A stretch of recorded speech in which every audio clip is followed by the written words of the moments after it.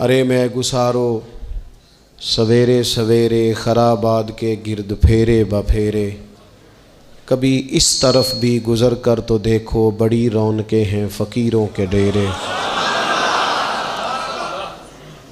بڑی تمنا تھی کہ بڑی جگہ حاصل کریں گے اور بڑا اہتمام کر سکیں گے، لیکن انسان اپنے رب کے فضل کو نہ شمار کر سکتا ہے، نہ گن سکتا ہے، نہ تول سکتا ہے۔ ذالک فضل اللہ یؤتیہ من یشاء۔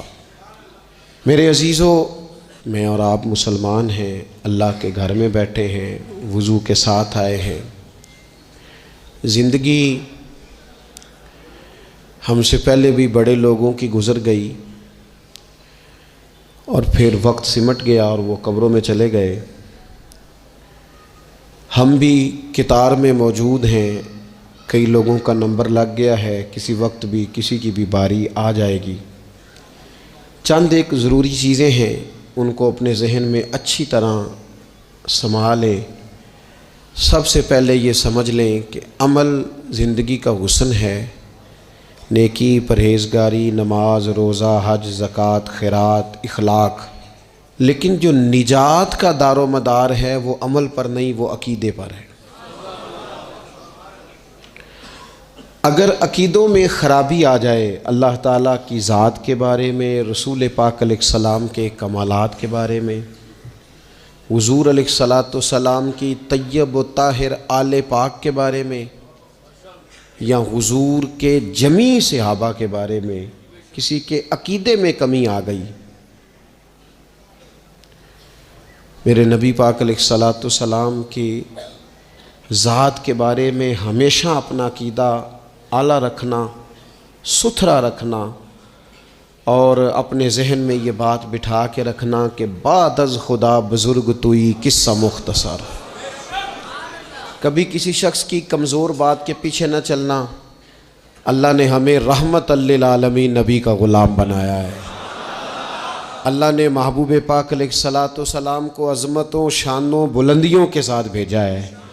کبھی کسی ایسے بحث کا حصہ نہ بننا جو حضور کے کمال کو تولیں، یا نبی پاک کے علم کو تولیں، یا حضور کے فضائل کو تولیں، یا نبی پاک علیہ السلام کی عظمتوں کو تولیں۔ کبھی اس بات کے قائل نہ ہونا، یہ نظریہ لے کے ہم نے قبر میں جانا ہے کہ بلغ العلا بکمالہ کشف الدجی بجمال حسنت جمیع خصال صلو علیہ حضور کی عظمتوں کے قائل رہنا، اور ہمیشہ قائل رہنا، اور جم کے قائل رہنا۔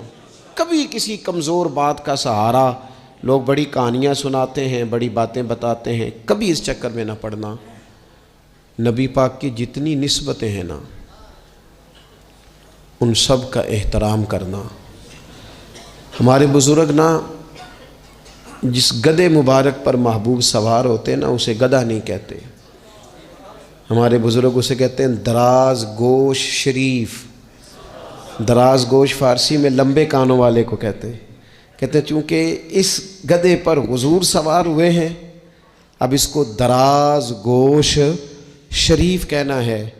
کہتے ہیں کبھی کو مٹی تھوڑی محبوب کریم علیہ السلام کے قدمین شریفین کے قریب آئے تو یہ نہیں کہنا قدموں کو مٹی لگ گئی، کہنا کچھ مٹی حضور کے قدم چومنے لگی،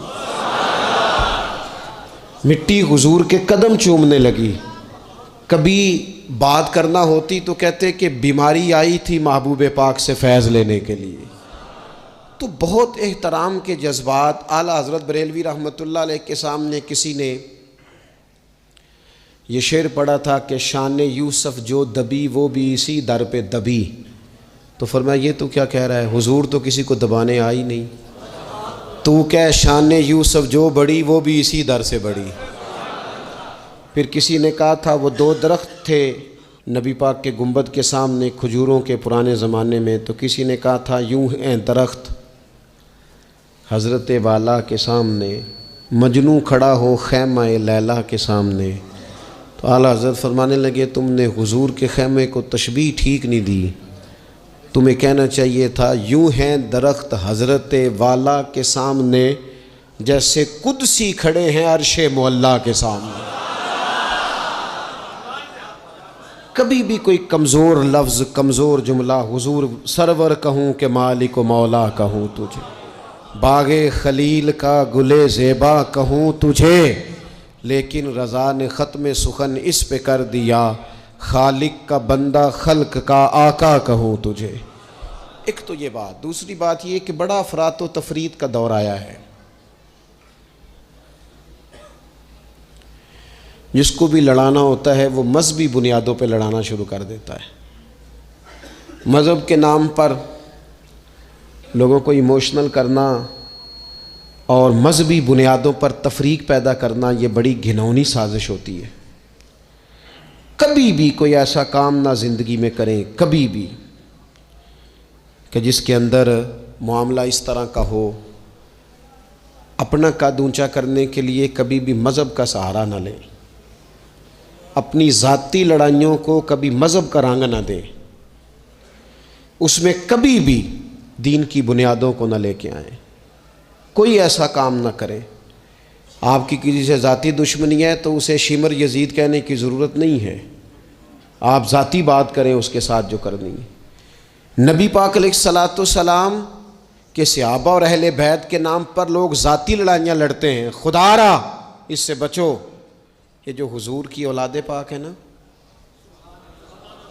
جو نبی پاک کی، میں اللہ کے گھر میں مسجد میں بیٹھا ہوں، میرے مرشد کی اولاد کیا اس دروازے سے جو گزر جائے وہ بھی میرے لیے قابل احترام رہا، اور میرے استاد صاحب کے بچے، میں آپ کو دیانتداری سے کہتا ہوں کبھی آ جائیں تو مجھے سمجھ نہیں آتی میں بٹھاؤں کہاں، اس لیے کہ اصلاں نال جے نیکی کریے اور نسلاں تاک نہیں بھول دے۔ استادوں کے بچے آ جائیں تو بٹھانے کو جگہ نہیں ملتی، اگر استادوں کے بچوں کا یہ حال ہے تو رسول پاک کی اولاد کا کیا حال ہونا چاہیے۔ نبی پاک کی اولاد پاک کے بارے میں کبھی بھی اپنی طبیعت میں کوئی کمزور بات نہ رکھنا۔ نبی کریم نے فرمایا، اے اللہ یہ میرے حسن اور حسین ہیں، میں ان دونوں سے محبت کرتا ہوں، تو بھی ان سے محبت فرما۔ اور پھر محبوب فرمانے لگے، اے اللہ جو میرے حسن حسین سے محبت کرے تو ان سب سے بھی محبت فرما۔ جس طرح حضور کی اولاد پاک کا احترام کرنا ہے نا، بالکل اسی طرح میرے نبی پاک کے صحابہ۔ زمانہ چراغ لے کے ڈھونڈے گا نا، وفا کی ساری تاریخیں جہاں دم توڑ جائیں گی وہاں سے جناب صدیق اکبر کا آغاز ہوتا ہے۔ دم توڑ جائیں گی جہاں ساری چیزیں، ابو بکر صدیق، جناب صدیق اکبر۔ او دوستو، اتنے بڑے لفظ نہیں ملیں گے کبھی بھی کہ حضور فرماتے ہیں میرے پاس جس کے پیسے آئے میں نے امانت سمجھ کے خرچ کیے، ابو بکر کے آئے تو میں نے اپنے سمجھ کر خرچ کیے۔ حضرت ابو بکر صدیق کی اور پھر سیدنا فاروق اعظم۔ آپ نے بھی حدیث سنی ہوگی، میں نے حضور نے فرمایا کہ شیطان عمر کو دیکھ کے رستہ بدل جاتا ہے۔ پہلے یہ حدیث پڑھا سنا کرتے تھے، اب اس طرح کا تجربہ ہوا ہے کہ بات ہی کھل گئی ہے۔ وہ صرف حضرت عمر کو دیکھ کے رستہ نہیں بدلتا، حضرت عمر کا نام بھی لے تو رستہ بدل جاتا ہے۔ یقین کریں ہم نے لوگوں کو رستے بدلتے دیکھا ہے، نام لے لیں حضرت عمر کا، شیطان رستہ بدل گیا۔ اور سیدنا عثمان غنی، پیک کرے صدق و صفا، منبع شرم و حیا، نور کی سرکار سے پایا دوشالہ نور کا، او مبارک تم کو ذوالنورین جوڑا نور کا۔ حضرت عثمان غنی، اور پھر مولا علی شیر خدا، حل عطا مشکل کشا، حضرت مولا علی شیر خدا۔ حضور نے بات ہی ختم کر دی۔ علیہ السلام نے فرمایا علی دنیا میں بھی میرا بھائی ہے، آخرت میں بھی میرا بھائی ہے۔ حضور کے جمیع صحابہ، جمیع سن لیں، جمیع صحابہ بشمول کاتب وحی سیدنا امیر معاویہ رضی اللہ تعالیٰ عنہ، جمیع صحابہ، ہر ایک کا ادب، احترام اور روح اور دل سے اپنی طبیعت میں پیدا رکھنا۔ کبھی کسی چکر میں لوگ آپ کو فلسفہ سنائیں گے، فلسفہ تو لوگ ابا کے خلاف بھی سناتے ہیں، فلسفے کی رنگ میں تو لوگ یہ بھی کہتے ہیں کہ تیرا بھائی تیرا اصل میں دشمن ہے، فلسفے میں تو لوگ بڑی چیزیں لے آتے ہیں، تو لوگوں کی کہانیاں سن کے کبھی چکر میں نہ پڑنا، عقیدے کو مضبوط رکھنا۔ اور دوسری میں آپ حضرات سے گزارش کروں گا، اپنی زندگی سے کام لیں، اپنی زندگی کو بامقصد بنائیں۔ اس سے پہلے کہ وجود تھکنے لگے، بیمار ہونے لگے، کمزور ہونے لگے، ایسا وقت آ جائے کہ لوگ نمازیں بھی کرسیوں پہ پڑھنے لگے، اپنے آپ سے کام لیں، سخت محنت کا عادی بنائیں اپنے آپ کو، جد و جہد کریں۔ یہ ڈھیر ساری تعداد میں ان لوگوں کی دیکھتا ہوں جو کام نہیں کرتے، محنت نہیں کرتے۔ نبی پاک صلی اللہ تعالیٰ علیہ وآلہ وسلم کے سامنے سے ایک نوجوان گزرا، تو کچھ لوگوں نے کہا یا رسول اللہ صلی اللہ تعالیٰ علیہ وسلم، یہ مال کمانے کے لیے جا رہا ہے، کاش یہ اللہ کے راستے میں جہاد کے لیے سفر کرتا۔ تو حضور فرمانے لگے اگر یہ اپنے بچوں کی روزی کے لیے بندوبست کرنے جا رہا ہے پھر بھی اللہ کے راستے میں ہی ہے۔ ماں باپ، بہن بھائی، بیوی بچوں کے حقوق ادا کرنے کے لیے کوشش کر رہا ہے تو بھی اللہ کے راستے میں ہی ہے، اور اگر اس لیے کوشش کر رہا ہے کہ میں کسی کے سامنے ہاتھ پھیلانے سے بچوں تو فرمایا پھر بھی اللہ کے راستے میں ہی ہے۔ محنت کریں، جد و جہد کریں، سہارے نہ تلاش کریں، اور اپنی زندگی اس طرح کی محنت والی بنائیں کہ آپ تھک جائیں شام کو۔ ایک لمبی تعداد ہے لوگوں کی جو کام نہیں کرتی، کوشش نہیں کرتی، تگ و دو نہیں کرتی۔ کوئی بھی آپ کسی شعبے سے بھی وابستہ ہیں، بجائے اس کے کہ دوسرے شعبے کو ٹھیک کرنے کی کوشش کی جائے، ہم جس شعبے میں ہیں ہم اس شعبے میں محنت کریں، کوشش کریں۔ میں اس نتیجے پہ پہنچا ہوں کہ جو ٹائم انسان بچاتا ہے نا آرام کے لیے، اس ٹائم میں بے پناہ سستی اسے گھیر لیتی ہے۔ ہم چھوٹے ہوتے تھے بچپن میں، اسکول سے ایک چھٹی کرتے تھے پھر دوسری کرنے کو بھی دل کرتا تھا، دوسری کرتے تھے پھر تیسری کرنے کو بھی دل کرتا تھا۔ گاڑی اسی کا نام ہے جو چلتی رہے، ڈیوٹی اسی کا نام ہے جو ہمیشہ کی جائے۔ زندگی میں مسلسل جد و جہد کریں گے، مسلسل کام کریں گے، اس کا نتیجہ یہ نکلے گا کہ آپ محسوس کریں گے کہ آپ کا وجود جو ہے وہ بڑی صلاحیتوں والا ہے، وہ بیکار نہیں ہے۔ مسلسل کام۔ آپ انبیاء کرام علیہ السلام کی زندگی دیکھیں، صحابہ کی زندگیاں دیکھیں، اہل بیت کی دیکھیں، اولیاء اللہ کی دیکھیں، بزرگان دین کی دیکھیں، آپ دیکھیں کہ انہوں نے کام کتنا بڑا کیا ہے۔ ہم کبھی ان کو پڑھتے ہیں تو حیران ہو جاتے ہیں کہ یار اتنے مختصر وقت میں اتنا زیادہ کام تو ممکن ہی نہیں۔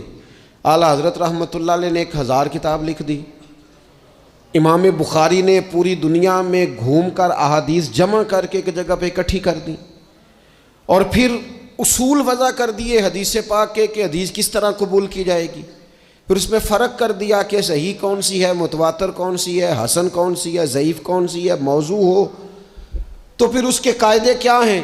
اتنا کام بزرگوں نے کر دیا۔ جد و جہد تھی زندگی میں، مسلسل ڈیوٹی کرتے تھے۔ جب مسلسل کام کرتے ہیں نا، نبی پاک صلی اللہ تعالیٰ علیہ وسلم نے فرمایا جو آدمی محنت کرے، کوشش کرے اور شام کو تھک کے سو جائے، اللہ اس کے پچھلے گناہوں کو معاف فرما دے۔ تو چلتے رہیں، جد و جہد کریں، ہمت کریں، کوشش کریں۔ کبھی کبھی یوں ہوتا ہے کہ انسان سمجھتا ہے کہ میں نے کوشش تو کی تھی لیکن یار یہ میرے کوشش کرنے سے کوئی نتیجہ نہیں نکلا۔ عارف رومی رحمۃ اللہ علیہ فرماتے ہیں کہ ایک شہر ایسا تھا جس میں ایک بیماری بار بار حملہ کرتی تھی، تو 3-4 پہاڑیاں ایک دوسرے کے اوپر تھیں، اکٹھے پہاڑ بنے ہوئے تھے، اس کے اوپر وہ جڑی بوٹی تھی جس سے اس بیماری کا علاج ہوتا تھا۔ تو کئی حکیموں نے بتایا کہ اگر وہ جڑی بوٹی حاصل کر لی جائے تو تمہارے شہر کے لوگ صحت یاب ہو سکتے ہیں، پر وہ 4 پہاڑیاں اوپر نیچے، اور پھر ڈھلان بڑی سیدھی تھی، جو پیر رکھتا پھسل جاتا، کوئی جرت ہی نہ کرتا اوپر جانے کی، لیکن لوگ بیمار تھے، تکلیف میں تھے۔ بالآخر ایک شخص نے ارادہ کیا کہ کب تک لوگوں کو بیماری سے سسکتے، تڑپتے، مرتے دیکھتا رہوں گا۔ اس نے کلاڑا اٹھایا، ہتھوڑا اٹھایا، پہاڑ کاٹنا شروع کیا کہ میں سیڑھیاں بناؤں گا اوپر جانے کے لیے۔ فرماتے ہیں کہ وہ پہاڑ کاٹ رہا تھا تو جو قریب آتے تھے نا وہ اسے کہتے تھے پاگل ہو گیا تو اکیلا بندہ کیسے پہاڑ کاٹے گا؟ بیوقوف ہے، چھوڑ دے۔ اس نے کہا یار تم ساتھ نہیں چل سکتے تو حوصلہ شکنی تو نہ کرو، مجھے کچھ کرنے تو دو۔ سالوں لگ گئے، ایک پہاڑ کاٹ کے سیڑھیاں بنائی اس نے، پھر دوسرا پہاڑ شروع کیا، پھر سالوں لگ گئے اور 2 پہاڑ کاٹے تھے، بڑھاپا آ گیا، بیمار ہو گیا، موت کا وقت آ گیا۔ اب چونکہ سیڑھیاں بن گئی تھی تو 2 پہاڑ کٹ گئے تھے، وہاں تک لوگ آنے جانے لگے تھے۔ این اس وقت جب وہ دنیا سے جا رہا تھا پھر بھی کچھ لوگ حوصلہ شکنی کر رہے تھے، اسے کہہ رہے تھے خدا کے بندے کیا نتیجہ نکلا؟ کچھ لوگوں کی ڈیوٹی ہوتی ہے اپوزیشن کا کردار ادا کرنا، وہ ہر موقع پر حوصلہ شکنی کرتے ہیں۔ اب اس پر آخری وقت آ گیا ہے، باوجود اس کے کچھ لوگوں نے جا کے کہا کیا نتیجہ نکلا جی؟ تیرے اوپر موت کا وقت آ گیا ہے، تو اوپر تک تو جا نہیں سکا، فائدہ کیا ہوا؟ وہ کہنے لگا بیوقوفو تمہیں پتہ ہی نہیں میں کامیاب ہو کے جا رہا ہوں۔ انہوں نے کہا کس طرح؟ کہنے لگا میں نے آدھا سفر آسان کر دیا ہے، اب جو میرے بعد آئے گا نا اسے صفر سے نہیں شروع کرنا پڑے گا، میں نے آدھا سفر اس کے لیے آسان کر دیا۔ وہ تیسرے پہاڑ سے شروع کرے گا اور 2 کاٹے گا تو جڑی بوٹی تک پہنچ جائے گا، لوگوں کو شفا ہونے لگے گی اللہ کے فضل سے۔ ہم پتہ کیا کرتے ہیں؟ بالخصوص میرے وطن کا رواج یہ ہے کہ لوگ آدھا سفر بھی آسان کرنے کو تیار نہیں، وہ کہتے ہیں نہیں سارا ہی فلانا کرے گا۔ جتنے انبیاء دنیا میں آئے نا میرے دوستو وہ سارے کامیاب گئے، لیکن کسی کے ساتھ 4 امتی، کسی کے ساتھ 10، کسی کے ساتھ 100، کسی کے ساتھ 200، لیکن نبی کامیاب گئے۔ کیوں؟ کہ اللہ تعالیٰ نے جو ان کے ذمے ڈیوٹی لگائی تھی وہ ڈیوٹی انہوں نے پوری ذمہ داری سے سر انجام دی۔ اس ڈیوٹی میں انہوں نے کبھی کوئی کمی دکھائی تو اپنی زندگی میں جد و جہد کریں، کام کریں، بیٹھ کر صرف بات نہ کریں، تنقید نہ کریں، بیٹھ کر صرف منصوبہ بندی نہ کریں۔ اور میرے ملک میں بالخصوص یہ کام ہوتا ہے، تبصرے کرو، چینل کھولو، تنقید کرو، اندر کی خبر لے کے آؤ، کوئی کہانی سناؤ، کوئی نئی سٹوری بناؤ، لیکن کام نہ کرو۔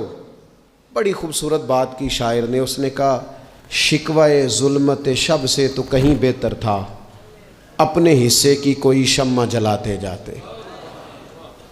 لوگ تعلیم نہیں حاصل کر رہے تو بھئی آپ ایک بچے کا خرچ اٹھا لیں، کسی غریب کا آپ اسے پڑھا دیں، ایک بندہ تو آپ کی وجہ سے تعلیم یافتہ ہو جائے۔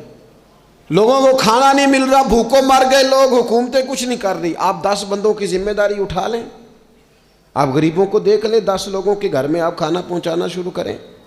اور یہ ہوتا رہا ہے، لوگ یہ کام کرتے رہے، یہ ڈیوٹیاں ہمارے بزرگوں نے سر انجام دی ہیں، 2 کر کے، 4 کر کے، 6 کر کے انہوں نے کام کیا ہے۔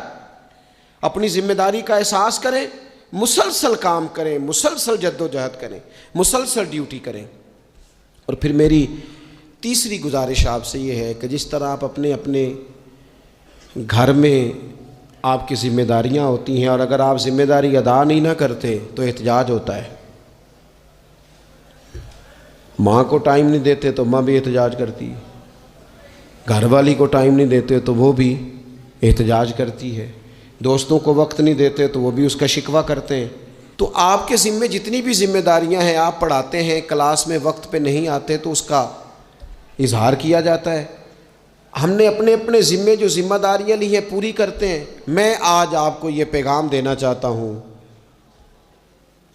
کہ ایک ڈیوٹی دین کی بھی اپنے ذمے لیں، ایک ڈیوٹی، ایک کام اپنے ذمے لے لیں۔ آپ اپنے علاقے کی مسجد میں جھاڑو دینے کی ڈیوٹی لے لیں، آپ یہ ذمہ داری لے لیں کہ مجھ سے کچھ نہیں ہو سکتا تو میں ہفتے کے بعد مسجد میں جاؤں گا اور قرآن مجید کو میں صاف کر کے، جھاڑ پونچھ کے، ترتیب کے ساتھ مرتب کروں گا۔ مجھے اگر ناظرہ قرآن مجید ٹھیک پڑھنا آتا ہے تو میں 10-11 بچوں کا روز سبق سنوں گا، آگے پڑھاؤں گا۔ کوئی ذمہ داری لیں، دین کی کوئی ڈیوٹی اپنے ذمے لیں۔ اگر مالی طور پر آپ تعاون کر سکتے ہیں تو کسی جگہ، کسی مسجد میں، مدرسے میں، خیر کے کسی کام میں شامل ہو جائیں۔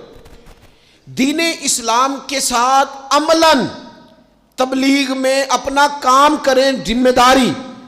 ہر دنیا کا کام مینج کر کے، مرتب کر کے کیا جانے لگا ہے۔ معیشت ہو، معاشرت ہو، تعمیرات ہو، دین کا کام ہے وہ اسی طرح چل رہا ہے۔ محفل آ گئی، برکت کے لیے محفل کر لو، جمعہ آ گیا پڑھ لو، تراویح ایک حافظ صاحب مقرر کر لو۔ بھئی آپ اس کو مینیج کریں، ساری دنیا میں چیزیں مینیج کی جاتی ہیں، آپ اسے مینیج کریں۔ آپ خطیب صاحب سے فرمائش کریں کہ مجھے آپ جمعے والے دن اس موضوع پر کچھ سنائیں۔ آپ مسجد کے امام سے اس بات کی فرمائش کریں کہ آپ تراویح میں جو قرآن مجید سنائیں گے مہربانی کریں ہمیں اس کا خلاصہ بھی بیان کر کے سنائیں۔ آپ تھوڑی کوشش کریں گے تو آپ دیکھیں گے کہ بیان کرنے والوں کا بھی ذوق بڑھے گا، کچھ تھوڑی ذمہ داری کا احساس کریں۔ صحابہ کرام نے بڑی منصوبہ بندی کے ساتھ دین پھیلایا، بڑی جد و جہد کی۔ انہوں نے دیکھا کس علاقے میں ہم نے جہاد کے لیے جانا ہے، کس میں تبلیغ کے لیے جانا ہے، کس علاقے میں کس طرح کر کے ہم نے ڈیوٹی سر انجام۔ مصر میں ایک شہر ہے، اس کا نام ہے فسطاط، وہ کہتے ہیں گھونسلے کو، پرندوں کے گھونسلے کو۔ حضرت سعد بن ابی وقاص رضی اللہ تعالیٰ عنہ اپنی فوجیں لے کے وہاں گئے تھے۔ آپ نے وہاں خیمہ لگایا، کچھ دن وہاں قیام کرنا تھا، آپ کا وہاں خیمہ تھا۔ وہاں آ کے کبوتر بیٹھنے لگے، ایک کبوتری نے انڈے بھی دے دیے، وہاں گھونسلہ بن گیا۔ اب آپ جب وہاں سے ہجرت کرنے لگے آگے بڑھنے لگے تو دل میں خیال آیا کہ خیمے اکھاڑتے ہیں چلتے ہیں۔ جب وہ خیمے اکھاڑنے لگے تو دیکھا اوپر تو گھونسلہ بنا ہے، اس میں تو کبوتر رہتے ہیں، ان کے بچے بھی ہیں۔ حضرت سعد بن ابی وقاص نے 2 فوجیوں کے ذمے لگایا، فرمایا یہاں تم پہرے دار بن کے کھڑے ہو جاؤ، یہ خیمہ اکھاڑا نہیں جائے گا، اس کو یہیں لگا رہنے دیں گے تاکہ یہ کبوتر جو ہیں انہیں تکلیف نہ ہو۔ وہ 2 فوجی وہیں رہے، خیمہ لگا رہا، وہاں پانی کا بندوبست کیا جاتا رہا، خوراک کا بندوبست کیا جاتا رہا۔ قریب بستیوں سے جب لوگوں نے دیکھا یہاں لوگ موجود ہیں تو لوگوں نے وہاں آ کے مکان بنانے شروع کر دیے۔ وہ ایک پرندے کے گھونسلے کی حفاظت کے لیے کچھ دیر 2 سپاہی رکے تھے، اللہ نے وہاں پورا شہر آباد فرما دیا ہے۔ تو آپ ایک گھونسلے کی حفاظت شروع کریں، انشاءاللہ شہر آباد ہو جائیں گے۔ لیکن ہم گھونسلوں کی حفاظت کرنے کو بھی تیار ہیں۔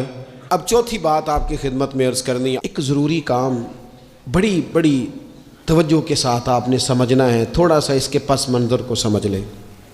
جو آیہ کریمہ میں نے تلاوت کی ہے اس کا حصہ بھی اسی میں آئے گا۔ دنیا کا نظام 2 طریقوں سے چلتا ہے، ایک ہے نظام اسباب اور ایک ہے نظام غیب۔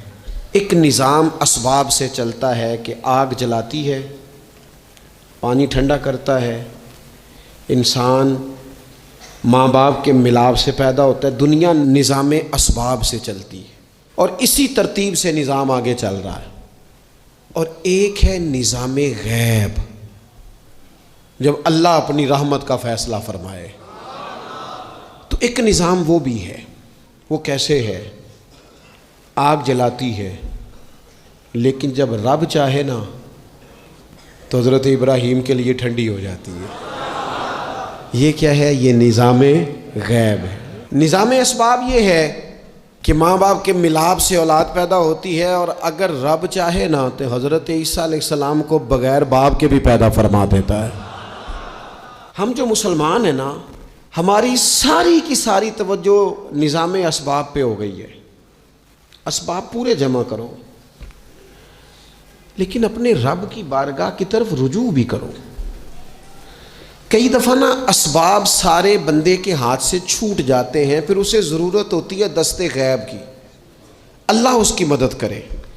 جو آیہ کریمہ میں نے قرآن مجید کی پڑھی ہے اس میں اللہ کریم نے فرمایا یا ایھا الذین آمنوا توبوا الی اللہ توبۃ نصوحا، اے ایمان والو اپنے رب کی طرف رجوع کرو، اپنے رب کی بارگاہ میں توبہ کرو، پر توبہ سچی کرنا، رجوع الی اللہ کرو، اللہ کی طرف رجوع کرو۔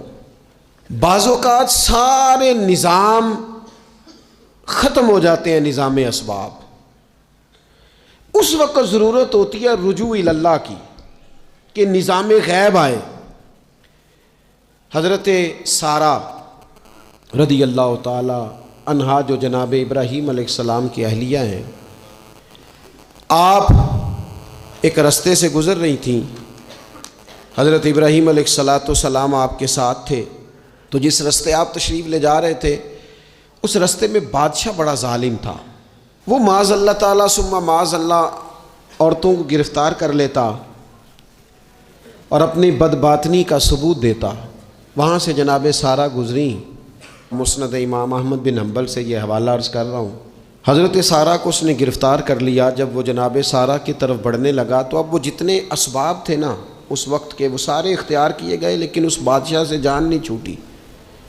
جب وہ بڑھنے لگا تو جناب سارہ نے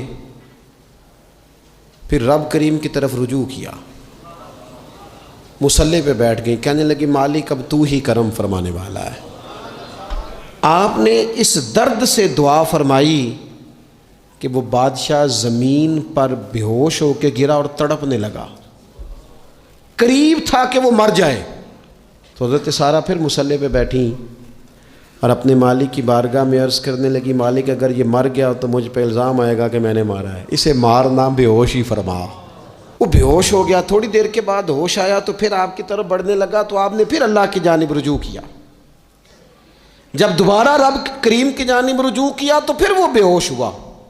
کئی دفعہ وہ کوشش کرتا، لیکن آپ جب اپنے مالک کی بارگاہ میں ہاتھ اٹھاتی تو بے ہوش ہو کے گر پڑتا۔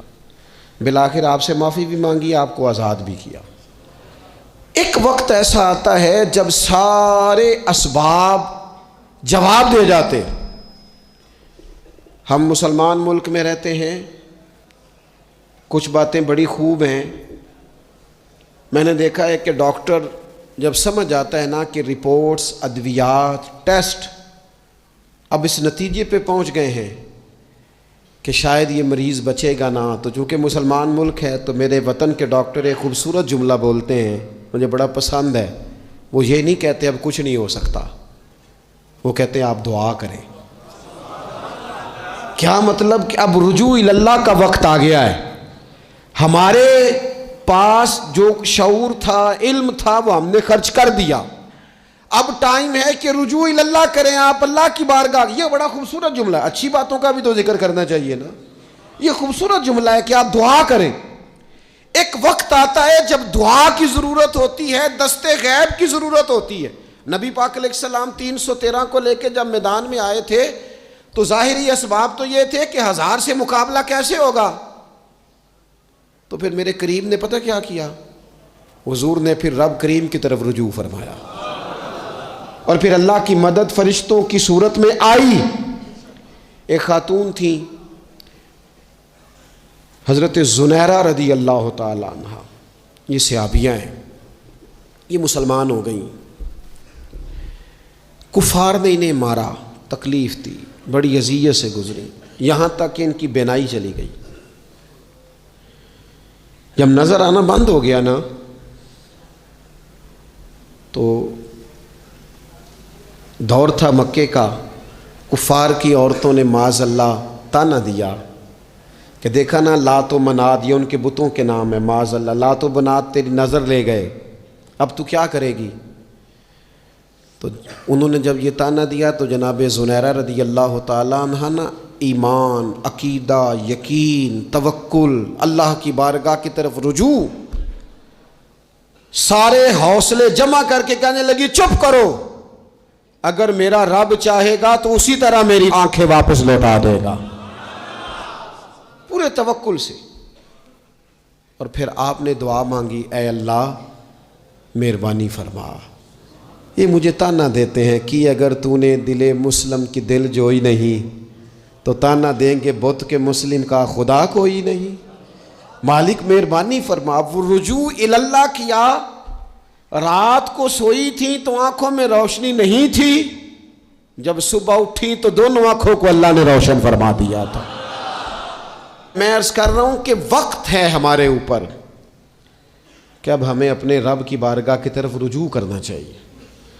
جب بندہ اللہ کی جانب رجوع کرتا ہے نا، نبی پاک علیہ السلام نے فرمایا جب تم استغفار کرتے ہو نا تو اللہ ہر مشکل سے نکلنے کے لیے تمہیں رستہ عطا فرماتا ہے، اور اللہ تمہیں وہاں سے رزق عطا کرتا ہے جہاں سے تمہارا کبھی گمان بھی نہیں گیا ہوتا۔ کبھی نہ توجہ کریں، جب پوری طرح ٹوٹ جائیں نا پھر توجہ کریں رب کی جانب، جب پوری کوشش کریں کام نہ ہو تو پھر بیٹھ جائیں اپنے مالک کی بارگاہ میں۔ مالک اسباب جمع کر لیے، اب تو مدد فرما۔ جب پوری طرح حضرت ابراہیم علیہ السلام کے پاس مہمان بڑے آیا کرتے تھے، مہمان نواز بھی بڑے تھے، بغیر مہمان کے کھانا ہی نہیں کھاتے تھے، بڑے مہمان نواز تھے۔ تو قحط پڑ گیا مصر میں، غلہ ہی نہیں ملتا۔ حضرت ابراہیم کا ایک دوست تھا، آپ فلسطین میں تھے، وہ مصر میں تھا۔ آپ نے اس کے پاس اونٹ بھیجے کہ 4-5 اونٹوں پر غلہ اناج رکھ کے مجھے روانہ کر، تاکہ میں اپنے جو میرے پاس مہمان جمع ہیں ان کو کھانا تو دے سکوں۔ وہ اونٹ روانہ ہو گئے۔ حضرت حکیم الامت مفتی احمد یار خان صاحب رحمۃ اللہ لکھا ہے، چلے گئے اونٹ۔ اب مہمان جمع ہیں، ان کو بھی خبر دے دی گئی ہے کہ آپ فکر نہ کریں، غلہ مصر سے آنے لگا ہے، کھانا ملے گا۔ لیکن جب وہاں اونٹ گئے تو انہوں نے کہا قحط چونکہ بہت زیادہ تھا، اناج ساری ہم تقسیم کر چکے ہیں، اب تو ہمارے پاس غلہ نہیں ہے۔ وہ خالی آ گئے واپس۔ جب وہ خالی واپس آ رہے تھے نا اونٹ، تو جو آپ کے خدام لینے گئے تھے ان کے دلوں میں یہ خیال آیا کہ ہم اگر خالی واپس جائیں گے تو وہ جو مہمان ہیں وہ دیکھیں گے تو وہ تو بڑی آس امید لگائے بیٹھے ہیں کہ ہمیں آج کھانا ملے گا، تو وہ تو بیچارے مایوس ہو جائیں گے۔ انہوں نے اس طرح کیا کہ رستے میں کچھ ریت بھر لی ان بوریوں میں اور اونٹوں پہ ان کو رکھ لیا، تاکہ پھر جا کے حضرت ابراہیم سے عرض کریں گے، وہ خود ہی لوگوں کو سمجھا دیں گے، ایسے خالی اونٹ لے جانا بہتر نہیں۔ حضرت حکیم الامت رحمۃ اللہ علیہ لکھتے ہیں کہ حضرت ابراہیم علیہ السلام آرام فرما تھے، خدام نے جا کے اندر جہاں وہ سامان رکھا جاتا تھا وہاں ریت سے بھرے ہوئے بوریے رکھ دیے، وہ چلے گئے۔ حضرت ابراہیم کی زوجہ جناب ہاجرہ اٹھی، انہوں نے کہا میں منہ کھولتی ہوں، غلے کا گندم پیستی ہوں، کھانا بنا کے دیتی ہوں۔ جب انہوں نے منہ کھولا نا اس کا، بوری کا، توڑے کا، اس بوریے کا، تو کہتی ہیں اتنی بہترین گندم نکلی کہ میں نے زندگی میں کبھی نہیں دیکھی تھی۔ پیسی گئی، پکائی گئی، کھانا چلنے لگ گیا۔ حضرت ابراہیم علیہ السلام بیدار ہوئے، دیکھا لنگر چل رہا ہے، مخلوق خدا کھا رہی ہے۔ دنیا آوے تے کھا کھا جاوے تے راضی ہوئے بلا، لوگ کھا رہے ہیں، چل رہا ہے سلسلہ۔ تو حضرت ہاجرہ، وہ خواتین گھر میں کچھ چیز آئے نا تو کہتی ہیں اس دفعہ چاول بڑے اچھے آئے، اس دفعہ گندم بڑی اچھی آئی، یا آٹا پس کے آیا، یہ بڑا عمدہ ہے۔ تو حضرت جناب ہاجرہ رضی اللہ تعالیٰ عنہ حاضر بارگاہ ہو کے عرض کرنے لگی، یہ جو آپ کا مصری یار ہے نا، اس نے جو گندم بھیجی ہے بڑی کمال ہے۔ تو حضرت ابراہیم تو جانتے تھے بات کو، فرمانے لگے یہ میرے مصری یار نے نہیں بھیجی، یہ میرے عرشی یار نے بھیجی ہے، یہ عرشی یار نے بھیجی ہے۔ اور وہ جب بھیجتا ہے تو کمال بھیجتا ہے، وہ جب عطا کرتا ہے تو بے حساب ہی عطا کرتا ہے۔ او میرے دوستو، امت کو ضرورت ہے اس وقت دست غیب کی۔ پاکستان کبھی نہ بنتا اگر اللہ تعالیٰ کی غیبی طاقتیں مدد نہ فرماتی۔ پاکستان کبھی نہ بچے گا اگر خدا کی مدد شامل حال نہ ہوگی۔ ہمیں اجتماعی طور پر رجوع اللہ کرنا ہے۔ ہمارے جتنی انفرادی مشکلات ہیں، ہم کسی تکلیف میں، دکھ میں مبتلا ہیں، اللہ کی طرف رجوع کریں، اپنے رب کی بارگاہ کی طرف رجوع کریں، اور جو ہمارے اجتماعی مسائل ہیں ان میں بھی اللہ کی بارگاہ کی طرف رجوع کریں۔ جب ہم یہ رجوع کریں گے مالک کے حضور تو پھر اللہ ہمارے لیے راستے واضح فرمائے گا۔ یہ رجوع کس طرح کیا جائے؟ میں نے اپنے ساتھیوں کے ذمے، بالخصوص جو یہاں خانقاہ شریف سے وابستہ ہیں، وہ اگر سمجھیں گے میں حکم دے رہا ہوں تو اس کو حکم سمجھ لیں، اور باقی اگر احباب میری بہت زیادہ درد مندانہ گزارش سمجھیں تو یہ میری گزارش سمجھ لیں۔ 5 وقتہ نماز کے ساتھ کچھ تھوڑی سی عبادت رات کی ضرور شروع فرمائیں۔ 2 رکعت ہو جائے، لیکن رات کو تنہائی میں اپنے رب کی بارگاہ میں عبادت کے لیے ضرور حاضر۔ حضرت عبداللہ ابن عمر رضی اللہ تعالیٰ عنہ فرماتے ہیں کہ مغرب کی نماز پڑھ کے کچھ لوگ گھر چلے گئے، ہم لوگ بیٹھ گئے کہ تھوڑا سا تو ٹائم ہے، عشاء پڑھ کے ہی جائیں گے۔ فرماتے ہیں اللہ کے محبوب علیہ السلام بھی تشریف لے گئے۔ تھوڑی دیر کے بعد محبوب اس تیزی سے تشریف لائے کہ مقدس سانس پھولا ہوا محسوس ہو رہا تھا۔ ہم نے عرض کی یا رسول اللہ ہمارے ماں باپ قربان، کیا ہوا؟ تو محبوب فرمانے لگے کیا کر رہے ہو؟ عرض کی یا رسول اللہ نماز سوچا ہے چلو تھوڑا سا تو ٹائم ہے، بیٹھتے ہیں اللہ اللہ کرتے ہیں، عشاء پڑھ کے جائیں گے۔ تو محبوب فرمانے لگے میرے پاس جبریل امین آئے ہیں، انہوں نے آ کے عرض کی یا رسول اللہ آپ کے غلام مسجد میں بیٹھے ہیں عشاء کی نماز کے انتظار میں، اور رب فرشتوں کے سامنے ان پر فخر فرما رہا ہے۔ یہ جو عبادت ہے نا نفلی، یہ طاقتور کرتی ہے بندے کو۔ حضور فرماتے ہیں کہ جب بندہ نفل پڑھتا ہے تو اللہ فرماتا ہے پھر تو میں اس کے ہاتھ بن جاتا ہوں، پیر بن جاتا ہوں، آنکھیں بن جاتا ہوں۔ کیا معنی کہ اس میں خدائی طاقتیں آ جاتی ہیں، دوست مرید بھی ہوتے ہیں، سلسلوں میں بھی داخل ہوتے ہیں۔ عبادات کا مزاج نہیں بناتے، کچھ نوافل کا ذہن ضرور بنائیں، رات کو کچھ ٹائم ضرور اللہ اللہ کریں، اپنی زندگی کا اسے معمول بنا لیں۔ اور 3 وظیفے آپ کی خدمت میں عرض کرنے ہیں۔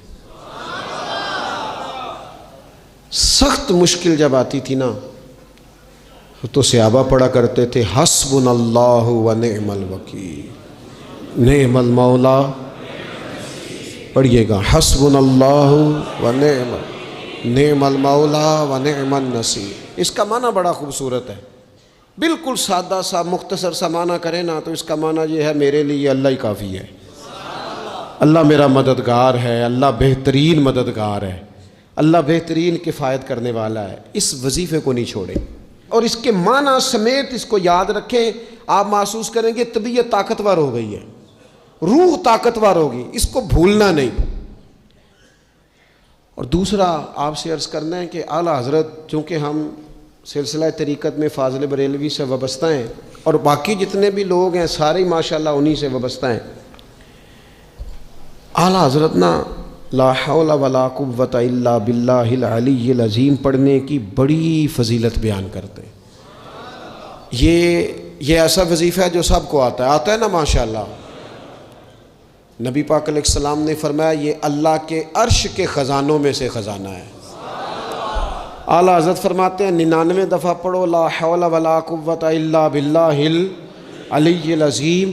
فرمایا اللہ تعالیٰ تمہیں 99 بیماریوں سے شفا دے گا، اور اس میں سب سے چھوٹی بیماری ٹینشن کی بیماری ہے، سب سے چھوٹی بیماری غم کی بیماری ہے، چھوٹی، باقی بڑی بڑی ہوں گی۔ اس وظیفے کو نہیں آپ نے چھوڑنا، اور یہ پابندی کرنی ہے، کریں گے انشاءاللہ تعالیٰ۔ اور تیسرا وظیفہ ہے درود پاک۔ یہ بندہ درود پاک پڑھتا ہے تو پتہ ہوتا کیا ہے، ایک بار پڑھو تو 10 رحمتیں، 2 بار پڑھو تو 3 بار پڑھو تو 4 دفعہ پڑھو تو پھر تو چاروں جانب رحمت ہی رحمت ہو جاتی ہے۔ درود پاک کو کبھی نہ چھوڑو اپنی زندگی میں۔ آج آپ اپنے آپ سے عہد کریں کوئی رات ایسی نہ گزرے کہ درود پاک پڑھے بغیر ہمیں نیند آ جائے۔ یہ ذہن بنا، یہ 2 وظیفے اور تیسرا درود پاک۔ چوتھی بات آپ کی خدمت میں یہ عرض کرنی ہے کہ رمضان شریف آ گیا ہے۔ رمضان شریف کا قرآن پاک سے اس لیے گہرا تعلق ہے کہ شہر رمضان الذی انزل فیہ القرآن، رمضان کا وہ مہینہ ہے جس میں اللہ نے قرآن نازل فرمایا ہے۔